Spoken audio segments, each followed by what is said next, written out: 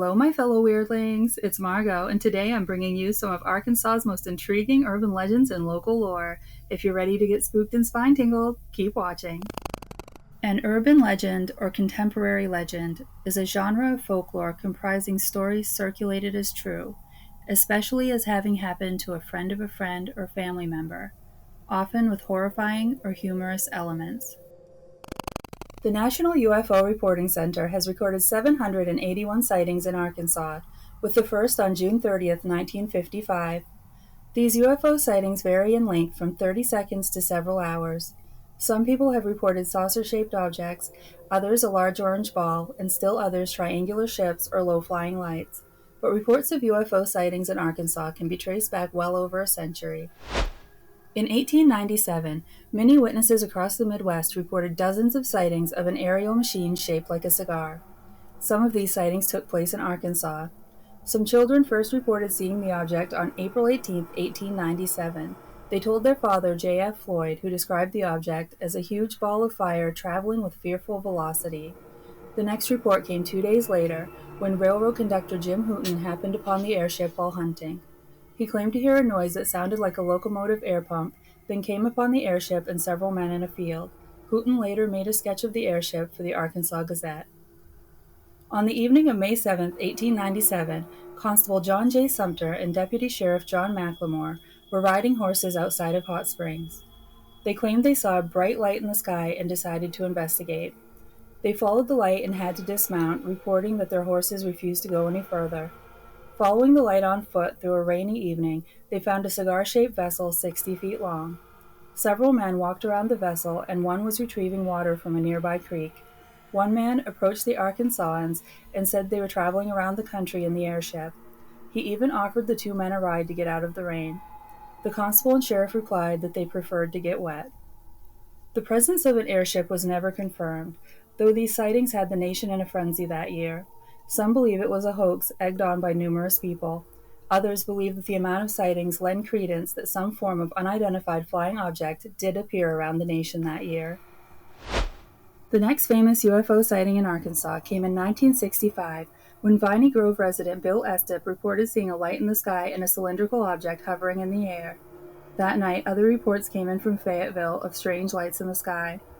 Then, on August 15th and 16th, 1966, 11-year-old Fort Smith resident Randy Feemster saw a V-shaped object very high in the sky, illuminated enough for him to clearly see the outline. Others also gathered in multiple locations to watch the lights in the sky. A report from June 9, 2013 in Little Rock cites a saucer-shaped craft that flew by with a whistling noise. In Conway in 1999, two triangular craft quickly passed by a man and his daughter on a walk near their home. On October 9, 2015, at the King Biscuit Festival in Helena, multiple people observed a large orange light that appeared to be on fire. The latest report from March of 2021 comes from Fayetteville and cites a stationary, slightly U-shaped object hovering in the air, then quickly turning and flying away. The object was reported as being the size of a school bus. Each year on the second week of April, the annual Ozark Mountain UFO Conference takes place in Eureka Springs. The conference has been ongoing for more than 30 years. Since the late 1980s, when ufologist Lucius O. Farish founded the Ozark UFO Conference, it has been a gathering place for the top experts and investigators in the field of UFOs, UAPs, extraterrestrials, lost civilizations, crop circles, and the paranormal. Arkansas is full of spooky urban legends with more than its fair share of ghosts and creature sightings. It's a state rich with dark history, lonely small towns, and dense woods, making it the ideal environment for the birth of many myths. These are a few of Arkansas's cryptids. The Ozark Howler, also known as the Ozark Black Howler or the Devil Cat, is an urban legend not only local to Arkansas but to Texas, Missouri, and Oklahoma as well. With a cry that has been likened to something between a wolf's howl and an elk's bugle, this creepy cat-like monster is said to still be roaming the Ozark Mountain region. Locals claim this creepy, dark-haired cat has glowing eyes and horns. Newport, Arkansas was booming with monster sightings along the White River from 1915 until about 1924. Locals called the snake-like creature Whitey. It was allegedly about 30 feet long with a spiny backbone. Whitey had a tendency to hang out for around 10 minutes on the surface, making bellowing sounds before returning to the depths. Whitey took a bit of a hiatus sometime in 1924, with the exception of a few random sightings here and there. He didn't really resurface until 1937. This resurgence prompted locals to try capturing him with nets. They even went out on scuba diving missions, but failed to capture this elusive creature. All this hunting only made Whitey take off again. There wasn't another sighting until 1971. One grainy black and white photo, with no discernible monster in sight, taken by Cloyce Warren, is the only supposed evidence that Whitey even exists. Arkansas state legislators took the photo as proof enough. Senator Robert Harvey created the White River Monster Refuge, which extends along the White River in the area running adjacent to the Jacksonport State Park. Arkansas legislators even passed a law making it illegal to molest, kill, trample, or harm the White River Monster while he is on the retreat. The Boggy Creek Monster of Folk is Arkansas's version of Bigfoot. He's commonly accepted to be around 7 or 8 feet tall and covered in hair. Sightings of this beast have been reported since 1834, when people reported seeing a wild man. Sightings continued to increase throughout the 1900s. There were over 40 separate sightings in 1997 alone, and another in broad daylight in 2000, even though the creature is believed to be nocturnal. The 1973 film, The Legend of Boggy Creek, was based on the real-life report from Bobby and Elizabeth Ford in 1971. They claimed that the Boggy Creek Monster attacked their home one night and actually reached through the screen of one of their windows. Bobby and his brother Dan thought they'd chased the beast off, but it came back just after midnight and attacked Bobby, throwing him to the ground before running off. Bobby was rushed to St. Michael Hospital in Texarkana with large gashes across his back, suffering shock. Newspapers covering the sightings at the time reported that an investigation of the home revealed scratches on the porch and significant damage to the window and the side of the house. In the yard were 3-toed footprints. Perhaps the most unique and bizarre of Arkansas's cryptids is the gowrow. In 1897, William Miller from Little Rock was traveling through the Ozark forest when he heard from locals that livestock and pets had recently been found dead in the area, so Miller formed a group to track down the predator.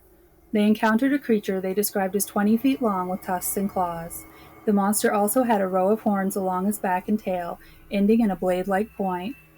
Before Miller's group found the creature, an eerie scream sounding like gow-row was heard in the forest, and thus the urban legend was named. The group supposedly slayed the beast, but the body that Miller swore he shipped to the Smithsonian never arrived. Vance Randolph, a folklore researcher, believed he found evidence of a report of a gowrow sighting prior to Miller's 1897 experience, possibly spotted during a spelunking excursion in the Devil's Hole, a cave in northern Arkansas, as early as the 1880s. Randolph's sources suggested that the gowrow was a species of creature rather than an individual monstrosity. The young hatch from soft-shelled eggs as large as beer kegs, and the mother carried newly hatched infants in a pouch. Randolph also told of someone from Polk County who claimed to have captured a gowrow by inducing the creature to eat so many dried apples that it swelled to a size that prevented its escaping into its burrow. The gowrow's captor was exhibiting his catch to anyone who would pay a quarter.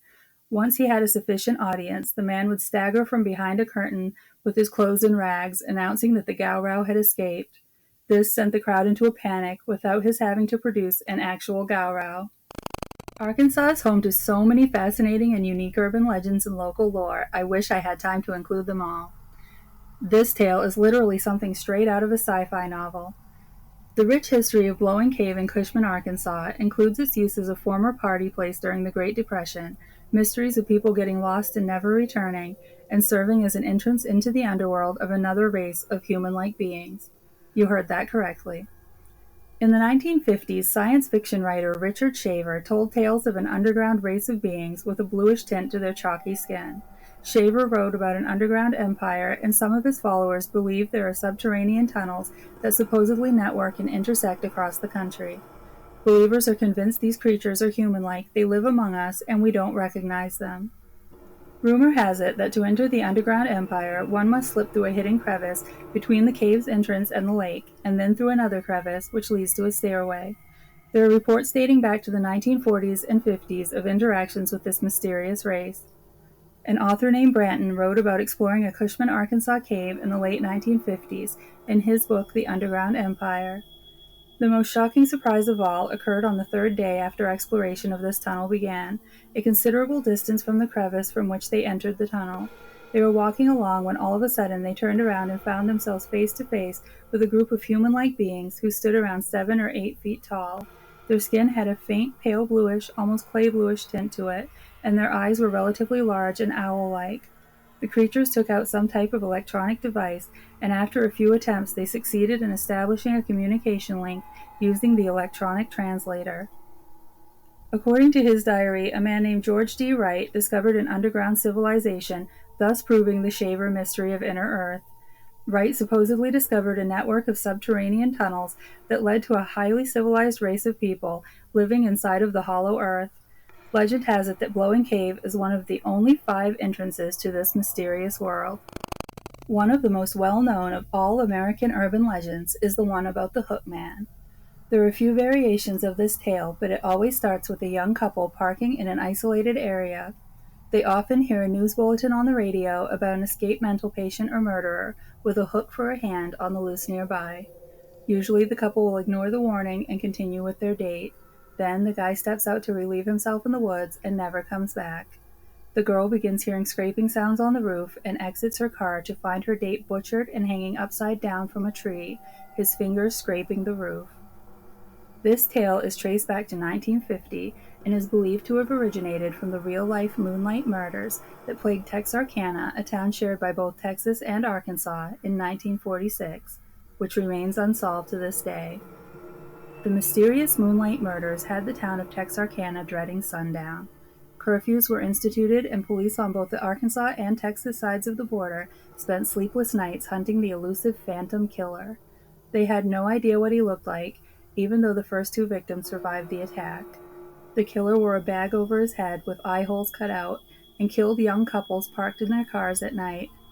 The killing stopped as quickly as they started, and the killer's identity was never discovered. These events also inspired the popular 1976 horror film, The Town That Dreaded Sundown. The original Wolf Bayou Bridge was replaced in 2005, but the spirit of Mama Lou still haunts the waters of Faulkner Lake in Pulaski County. According to legend, a woman drove off the bridge with her newborn in the car and they both died. Rumor has it that if you go there at night and call out to the spirit, "Mama Lou, I've got your baby," 3 times, she'll appear to you. Stories of what happens next vary.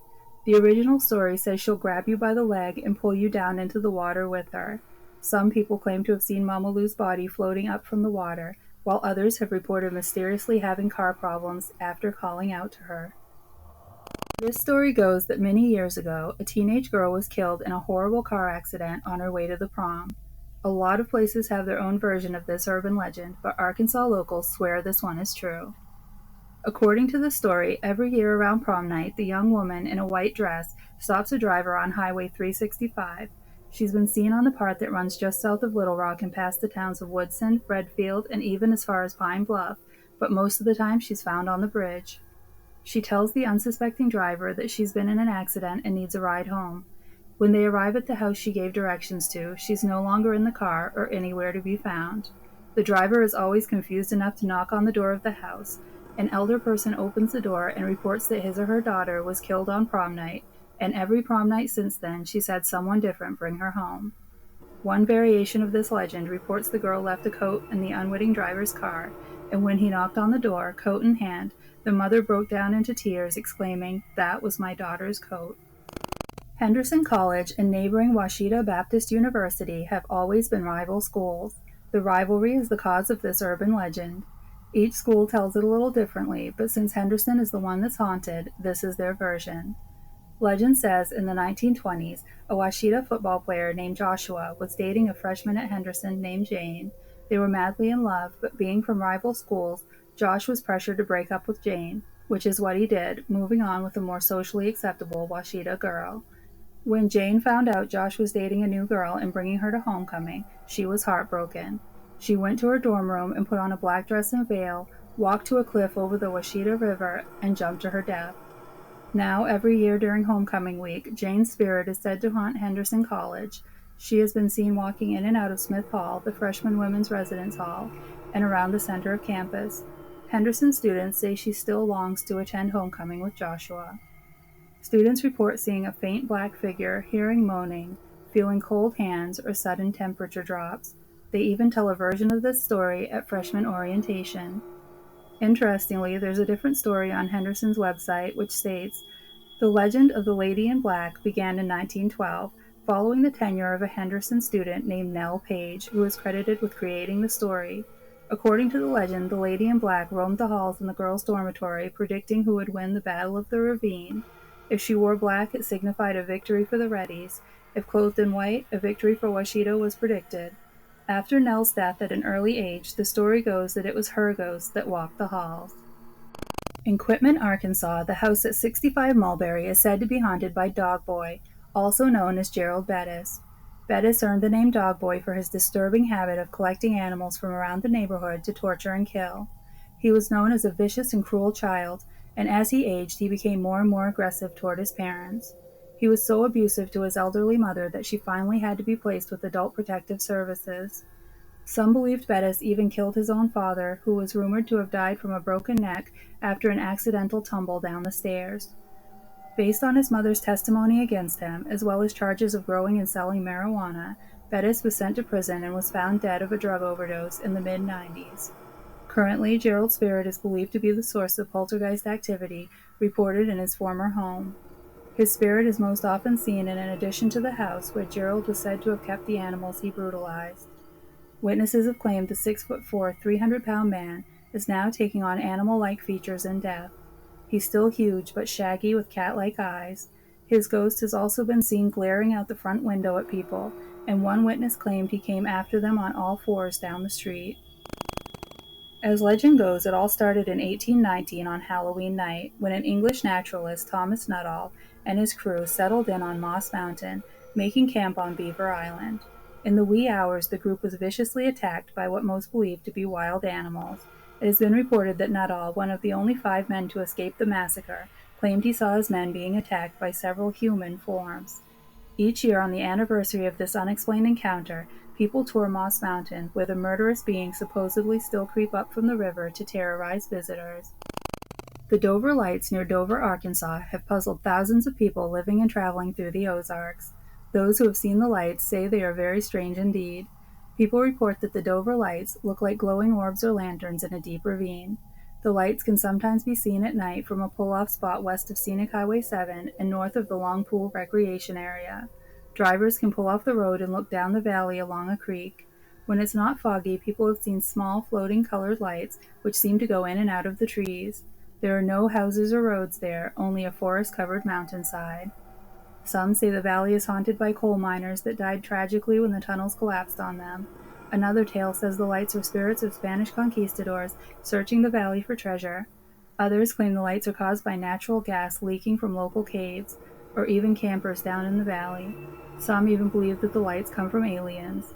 All sightings are similar. Glowing lights are visible deep in the ravine from up above. The lights were first seen in the early 1800s, long before there was electricity in the remote location. In 2015, a local TV station looked into the Dover Lights and even caught the lights on camera, but their true cause still remains a mystery. The Gurdon ghost light is an ongoing phenomenon that's been photographed, documented, and was even featured on Unsolved Mysteries in 1994. The light certainly exists. The question is, what is it?